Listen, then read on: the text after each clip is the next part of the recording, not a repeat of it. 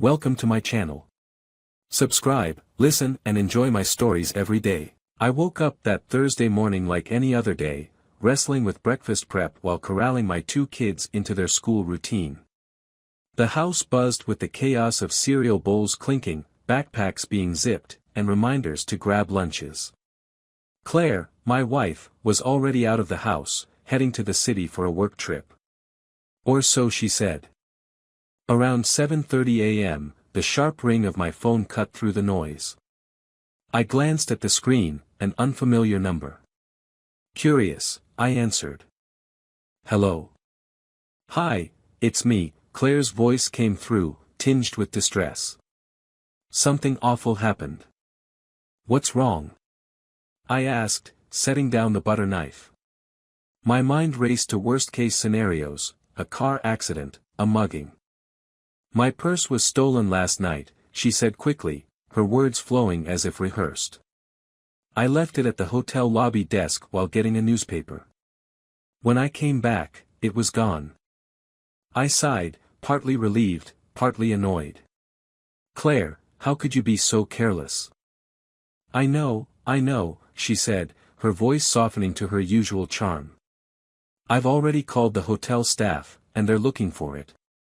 But can you cancel the credit cards? And, don't worry, I've already spoken to Joy at work. She's sending me a replacement company card. I just need you to take care of the other stuff. All right, I said, already grabbing my laptop to handle the task. Anything else missing? Nothing too valuable, she replied. Just about $200 in cash, my driver's license, and my makeup bag. I still have my wedding ring on me, though. She chuckled nervously. I paused. Are you okay? Yes, just rattled. How are the kids? They're fine, I said, though they were currently engaged in a tug-of-war over a lunchbox. Focus on your meeting. I'll take care of everything here. When the call ended, I stood in the kitchen for a moment, phone still in hand. Something felt off. Maybe it was the calm efficiency in her voice or the fact that she'd called so early. But I shook it off. After 15 years of marriage, you learn not to overanalyze every interaction. I canceled the cards, sorted out the finances, and let the day unfold as usual. Claire called later that night, saying her meetings had gone well and she missed us. Life moved on. Or so I thought. Weeks later, I stumbled upon a folder while searching for our home insurance documents. It was one of those unassuming brown envelopes Claire kept neatly organized in her filing cabinet. Inside were statements for her personal investment account, a separate fund she'd inherited from her parents years ago. We rarely discussed it, it was her safety net, and I respected that. As I flipped through the papers, one line caught my eye, a $3,000 withdrawal from her money market account. The date made my stomach lurch, it was just 2 days after the supposed purse theft.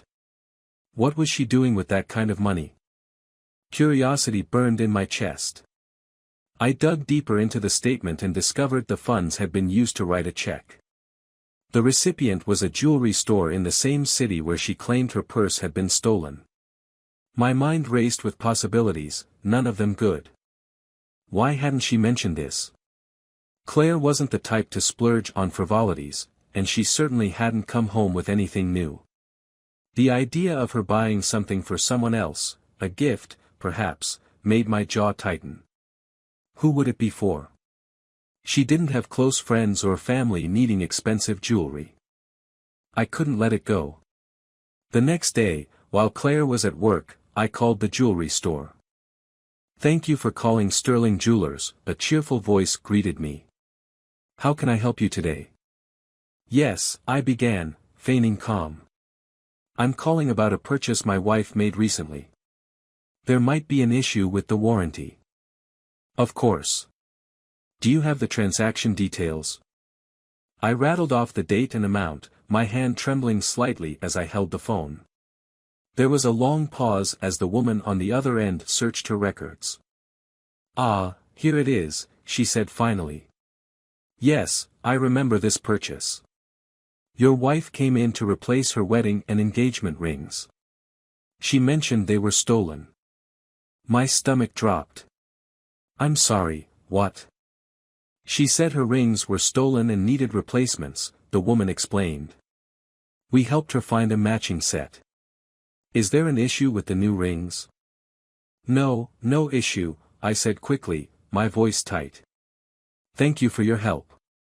I hung up and sank into the chair at my desk. My mind replayed the phone call over and over. Claire hadn't lost her rings. She'd been wearing them every day. Why would she lie? Who were the replacements for? That evening, I watched her closely as she moved around the house. She greeted me with a kiss on the cheek, cooked dinner, and laughed with the kids like nothing was wrong. But I couldn't stop staring at her hands. Her rings gleamed under the kitchen lights, mocking me with their familiarity. I didn't confront her. Not yet. Instead, I decided to dig deeper. Over the next few days, I combed through phone records and credit card statements. Patterns began to emerge: late-night calls to a number I didn't recognize, restaurant charges in cities she'd claimed to visit for work. I even checked her social media accounts, searching for clues in tagged photos or comments from friends. The breakthrough came when I ran the unknown number through a reverse lookup service. The address it led to was a small cafe in the city she frequented for business trips. I decided to see for myself. The following week, I told Claire I had a client meeting and wouldn't be home until late. In reality, I drove 2 hours to the cafe, parked across the street, and waited. My heart pounded as I clutched my phone, watching the entrance. After what felt like an eternity, I saw her. Claire walked out of the cafe with a man I didn't recognize. He was tall, dark-haired, and laughing at something she'd said. She placed a hand on his arm, and they leaned in close, too close. My vision blurred with rage. I gripped the steering wheel, fighting the urge to storm out and confront them. But I held back. I needed proof. Concrete, undeniable evidence. For now, I drove home in silence, my mind racing with plans. Claire had no idea what was coming. The drive back from the cafe was both a blur and an eternity.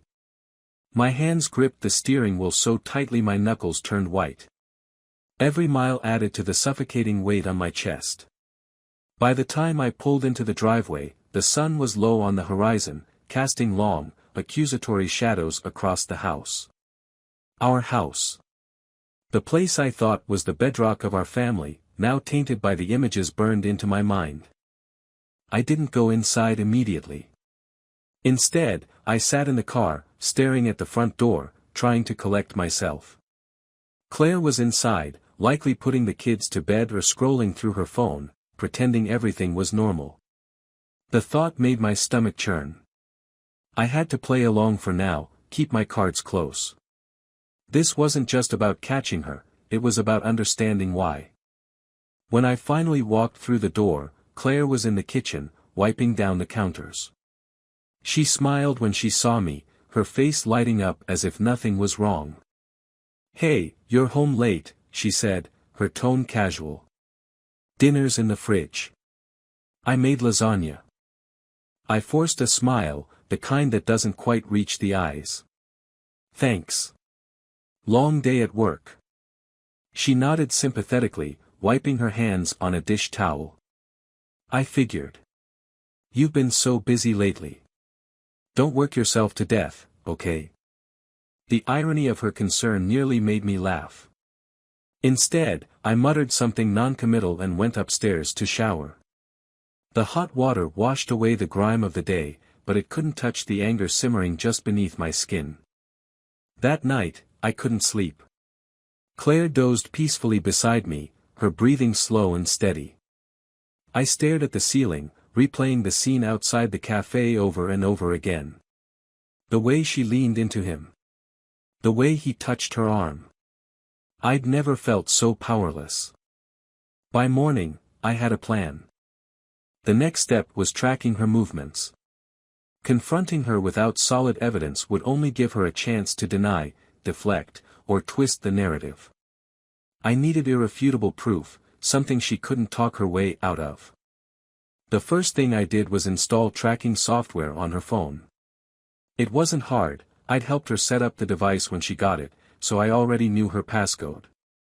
While she was in the shower, I quickly downloaded the app and hid it in a folder she never used. It would allow me to monitor her location, texts, and calls without her knowledge. I also combed through her call history and messages again. The unknown number from before appeared more frequently than I had anticipated. It was often accompanied by short, vague texts: "Can't wait to see you, same time as last week. Miss you." My stomach turned with each one. Then there were the credit card statements. Small charges at restaurants and coffee shops, places I knew she hadn't been with me. One stood out, a boutique hotel in the same city as the cafe. The date matched one of her work trips. I called the hotel, pretending to be Claire's assistant, confirming a reservation. The receptionist cheerfully confirmed her stay, even offering to email me a copy of the invoice. My chest tightened when I saw the charges for a room with a king-sized bed and the extra breakfast service for two. This was it. Proof. Yet instead of satisfaction, all I felt was dread. The following weekend, Claire had another work trip scheduled. She left the house on Friday morning, kissing me on the cheek before she walked out the door. Her scent lingered in the air, a mix of her favorite perfume and betrayal. As soon as she was gone, I packed a small bag and drove to the city. My plan was simple: follow her. The tracking app showed her heading to a familiar address, the boutique hotel. I parked across the street and watched as she entered, carrying a small overnight bag. A man met her in the lobby. The same man from the cafe. They embraced, and she kissed him on the cheek, her smile wide and radiant. My stomach churned as I took pictures from the car. It felt like I was watching a stranger. They checked in together, disappearing into the elevator. My hands shook as I lowered the camera. For a moment, I thought about confronting them right there, storming into the hotel and tearing down the facade. But I stopped myself. This wasn't just about me. It was about the kids, the life we'd built.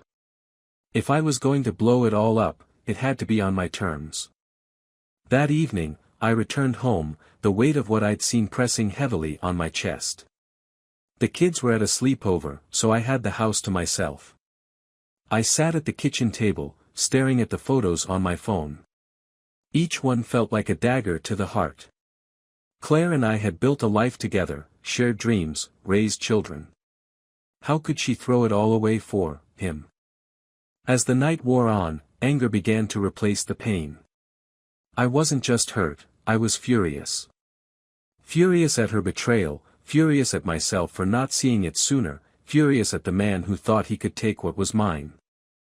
But I didn't want to react out of anger. I wanted justice. Cold, calculated justice. By Sunday evening, Claire returned home, looking refreshed and cheerful. She kissed me on the cheek and asked how my weekend was. I gave her the same forced smile, hiding the storm brewing inside me. It was fine, I said. How was the trip? Productive, she replied, heading upstairs to unpack.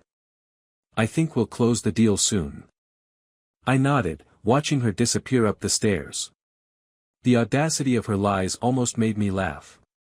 But I didn't laugh. Instead, I began preparing for the next step.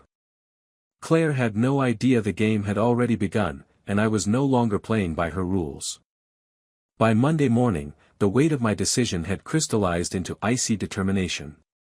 I wasn't going to let Claire dismantle the life we had built together without consequences. But more than that, I was done being the unsuspecting husband, the one left in the dark while she lived a double life. It was time to expose the truth and take control. The first step was assembling everything I'd gathered. I printed out screenshots of her texts with the unknown number, the receipts from the boutique hotel, and the photos I'd taken of her with him. Each piece of evidence felt like a nail in the coffin of our marriage. I compiled it all into a neat folder labeled with her name and tucked it into the drawer of my desk. This wasn't for her yet, it was for me. A reminder that I wasn't crazy, that I had the truth on my side. Next, I needed allies. Divorce wasn't a road I wanted to walk alone, and I wasn't naive enough to think it would be clean or simple.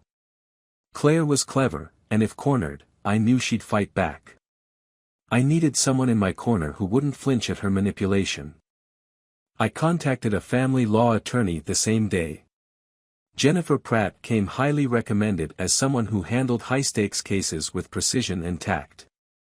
During our initial consultation, I laid everything on the table, the evidence, the timeline, and my concerns about how this would affect our kids. Jennifer was calm and methodical, asking pointed questions as she flipped through the photos and receipts. "This is a strong case," she said finally, setting the folder down. "But I need to know, what do you want out of this?" The question took me by surprise. What did I want? My mind flickered through 1,000 possibilities: revenge, custody of the kids, closure. "I want the truth to come out," I said. "I want her to face what she's done. And I want to make sure my kids are protected." Jennifer nodded, her expression firm. "We can work with that. But be prepared, this won't be easy. If she's the type to lie and manipulate, she won't go down without a fight." I left her office feeling both validated and apprehensive. The wheels were in motion now, and there was no turning back. At home, I maintained the facade of normalcy. Claire went about her routines as if nothing had changed, and I followed suit, keeping my growing anger carefully masked. But beneath the surface, I was preparing for war. The tracking app continued to provide a steady stream of data. Over the next week, Claire made several more trips to meet the man, restaurants, coffee shops, even a park where they walked hand in hand. Each new piece of evidence was another crack in the foundation of our marriage, and I documented it all meticulously. But it wasn't just about collecting proof. I needed to know who he was. The man who thought he could waltz into my life and take what wasn't his. With some digging, I discovered his name, Michael Turner. A quick search revealed he was a regional sales manager at a tech company, divorced, and in his early 40s. He lived in a sleek apartment downtown, the kind of place that screamed bachelor lifestyle. The more I learned about him, the angrier I became. He wasn't just an interloper, he was a cliché. The opportunity to confront them came sooner than I expected. The following Friday, Claire announced another work trip.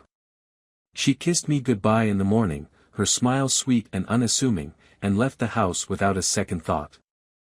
I waited an hour before checking the tracker. Sure enough, she was heading toward the boutique hotel.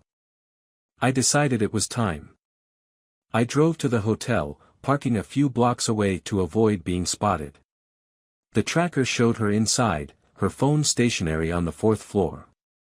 My heart pounded as I walked into the lobby, the folder of evidence tucked under my arm like a weapon.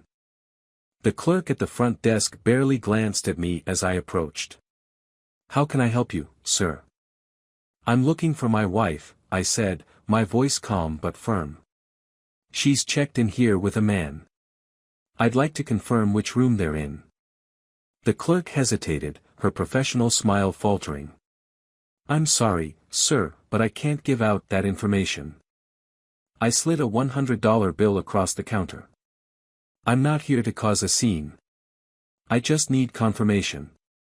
She glanced around the lobby before pocketing the bill. "4th floor, room 412. I nodded my thanks and headed for the elevator, my pulse thundering in my ears. As the doors closed, I took a deep breath, steeling myself for what was about to come. When I reached the room, I hesitated outside the door. Voices murmured on the other side, muffled but unmistakably Claire's. My hand tightened around the folder. This was it, the moment everything would change. I knocked sharply. The murmurs stopped. A few seconds later, the door opened, and there she was. Claire's face went pale the instant she saw me, her mouth opening in shock. Behind her, Michael stood by the bed, his shirt untucked, looking like a deer caught in headlights. "Mark," Claire stammered. "What are you?" I stepped into the room, cutting her off. "Don't. Just don't." Michael held up his hands as if surrendering. "Look, man, I didn't know." "You didn't know she was married?" I snapped, my voice rising. "You didn't notice the rings on her finger?" "Save it." Claire tried to interject, but I silenced her with a glare. I tossed the folder onto the bed, its contents spilling out in a chaotic pile of photos, receipts, and text messages. "I know everything," I said, my voice cold. "Every lie, every secret meeting, every excuse. It's all here." Claire's eyes filled with tears, her hands trembling as she reached for the evidence. "Mark, I don't want your excuses," I cut her off. "You've been lying to me, to our kids, to everyone. And for what?" "Him." I jabbed a finger in Michael's direction. He looked like he wanted to crawl into a hole. She broke down, tears streaming down her face. "I'm sorry," she sobbed. "I didn't mean for it to go this far." "It doesn't matter," I said sharply. "You made your choices. Now you'll face the consequences." I turned to leave, but paused in the doorway. "By the way, don't bother coming home tonight. The locks will be changed by morning." And with that, I walked out, leaving Claire and Michael to stew in their shame. For the first time in weeks, I felt a glimmer of satisfaction. The truth was out, and the game was over. At least, for them. For me, the real battle was just beginning. The house was quiet when I returned. Too quiet. The kids were still at my parents' place, and the absence of their chatter left an almost eerie stillness in the air. The gravity of what had happened began to settle on me as I stood in the kitchen, staring at the empty countertop. This wasn't the victory I had imagined. I poured myself a drink, the burn of the whiskey doing little to ease the knot in my chest. For weeks, I had been driven by a singular purpose, uncovering the truth and holding Claire accountable. But now that it was done, all I felt was exhaustion. The rage had burned itself out, leaving behind an emptiness I couldn't shake. The locks were changed by morning, as promised. I sent Claire a curt text, telling her to stay somewhere else until we could discuss the divorce. She didn't reply, and I didn't care enough to follow up. I busied myself with paperwork and meetings with my attorney, trying to focus on logistics instead of the emotional wreckage. But the kids, they couldn't be avoided. Emma and Caleb were smart, too smart. They knew something was wrong the moment they came home. Emma, always perceptive at 13, took me aside that night. "Dad, is Mom okay?" she asked, her eyes wide with concern. "She hasn't been home, and she isn't answering my texts." "She's fine," I lied, forcing a smile. "She's staying somewhere else for now. We're working through some things." Her face fell, but she nodded. "You'll fix it, right? You always do." I couldn't bring myself to answer. The days turned into weeks, and Claire stayed away.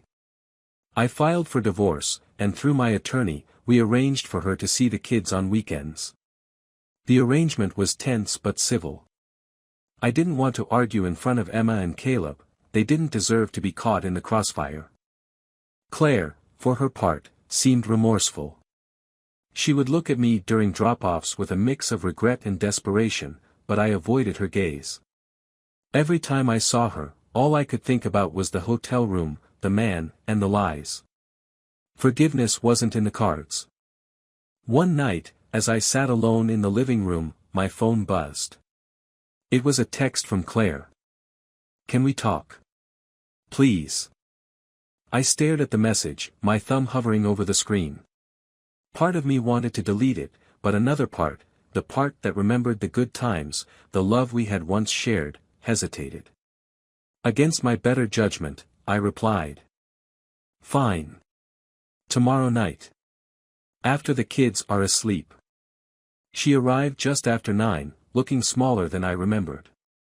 Her usual confidence was gone, replaced by a tentative, almost broken demeanor. She stepped inside, and for the first time in weeks, we were alone. "Thank you for agreeing to see me," she said softly, sitting on the edge of the couch. "What do you want, Claire?" I asked, my voice weary. Her hands trembled as she clutched a tissue. "I wanted to apologize. For everything. For lying, for hurting you, for ruining us." I crossed my arms, leaning against the doorway. "You don't get to say us anymore. There is no us. You destroyed that." Tears welled in her eyes, but she didn't look away. "I know. And I hate myself for it. I made a terrible mistake, Mark. I thought I wanted something else, something exciting, but it wasn't worth it. None of it was." I wanted to yell at her, to throw all her excuses back in her face. But instead, I felt tired. Tired of the anger, the bitterness, the weight of it all. "I'm not sure what you expect me to do with this," I said, my voice quieter now. "An apology doesn't fix anything." She nodded, tears slipping down her cheeks. "I know. I needed you to hear it." For a moment, silence hung between us, heavy and suffocating. Then she stood, wiping her eyes. "I'll go.